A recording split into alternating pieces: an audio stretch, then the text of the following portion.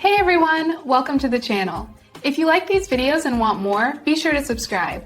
We're here to share content that's simple and useful. Let's get started. The frame substitution recursion attempt aborting error is a common headache in Adobe Premiere Pro. It usually happens during export or playback. It means the software cannot render a specific frame.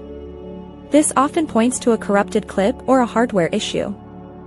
First, try clearing your media cache. Go to Preferences and select Media Cache. Click Delete to remove all cache files. This often fixes random glitches. If that fails, change your video renderer. Go to File, then Project Settings, and choose General. Switch from Mercury Playback Engine GPU acceleration to software only. This forces your CPU to do the work instead of your graphics card.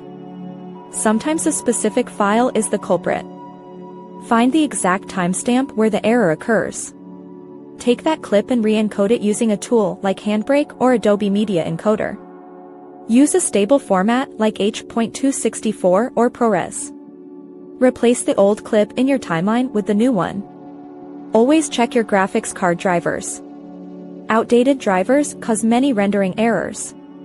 Visit the manufacturer website to download the latest version. You can also try nesting the problematic section. Right-click the clips and select Nest. If that does not work, try rendering that specific area in the timeline before exporting. Press the Enter key to render effects. If you still see the error, try moving your project files to a different drive. This ensures that your hardware speed is not the bottleneck.